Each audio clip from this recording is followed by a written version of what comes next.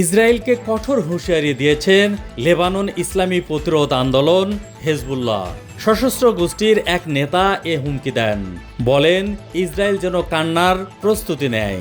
Israeli সেনাবাহিনীকে শীঘ্রই ভয়ঙ্করভাবে জবাব দেওয়া হবে। আরব নিউজের প্রতিবেদনে বলা হয়, মঙ্গলবার ইসরায়েলি হামলায় হেজবুল্লাহর শীর্ষ পর্যায়ের এক নেতা নিহত হন। তালেব সামি আবদুল্লাহ নামের 55 বছর বয়সী এ নেতা ফিল্ড কমান্ডারের দায়িত্ব পালন করছিলেন। তিনি গোষ্ঠীটির সাময়িক নেতৃত্ব ও পরিকল্পনার জন্য গুরুত্বপূর্ণ ছিলেন। এ ঘটনায় বেশ ক্ষিপ্ত হয় হিজবুল্লাহ। জবাবে ইসরায়েলকে লক্ষ্য করে একই দিন 170টিরও বেশি ক্ষেপণাস্ত্র নিক্ষেপ করে তারা। বুধবার সকালে দফায় দফায় এসব ক্ষেপণাস্ত্র ছোড়া হয়। হিজবুল্লাহর এসব ক্ষেপণাস্ত্রের আঘাতে ইসরায়েলের বিভিন্ন জায়গায় বিস্ফোরণের শব্দ শোনা গেছে।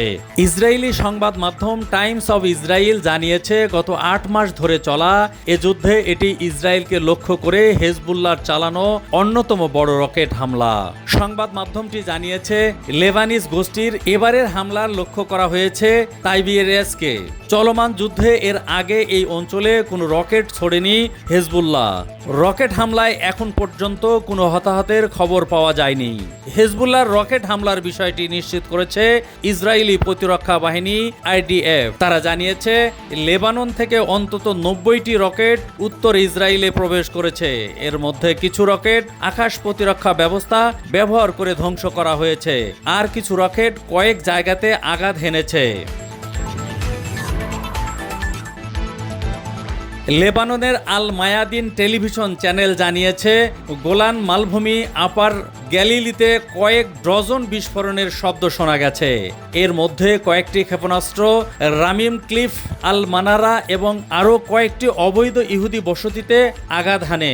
রকেট পড়ে বিভিন্ন স্থানে আগুন লেগে গেছে বলে জানিয়েছে ইসরায়েলি বাহিনী। তবে তারা দাবি করেছে, এ হামলায় বড় ধরনের কোনো ক্ষয়ক্ষতি হয়নি। প্রাথমিক অবস্থায় ইসরায়েল 100রও বেশি রকেট ছোড়ার কথা বলেছিল। এর কিছুক্ষণ পরে উত্তর ইসরায়েলকে লক্ষ্য করে আরও 70টি রকেট ছোড়ে হিজবুল্লাহ। ইসরায়েল দাবি করেছে, এসব রকেট খোলা জায়গায় পড়েছে আর অল্প সংখ্যক অবকাঠামো ক্ষতিগ্রস্ত হয়েছে। এদিকে তালেব সামি আবদুল্লাহকে তাদের নিয়ম অনুযায়ী সম্মান জানিয়ে জানাজা ও দাফন করার ব্যবস্থা করা হয়। স্বামীর কফিন হেজবুল্লাহর পতাকা মুড়িয়ে জানাজা স্থলে আনা হয়। সেখানে উপস্থিতরা ইসরায়েলের বিরুদ্ধে লড়াই চালিয়ে যাওয়ার শপথ নেন। জানাজার আনুষ্ঠানিকতায় ভাষণ দেন গোষ্ঠীটির কার্যনির্বাহী পরিষদের প্রধান সায়েদ হাশেম সাফি আল দিন। তিনি বলেন, তালেব সামি আবদুল্লাহ শাহাদতে তারা ভীতু নন। এর জবাবে ইসরায়েলের বিরুদ্ধে হামলা আরো কঠোরভাবে জোরদার করা হবে। নতুন করে অভিযান চালানো হবে। যুদ্ধক্ষেত্রে শত্রুরা যেন হেজবুল্লাহর অপেক্ষায় থাকে। কান্না ও আহাজারির জন্য ইসরায়েলের প্রস্তুত হওয়া উচিত।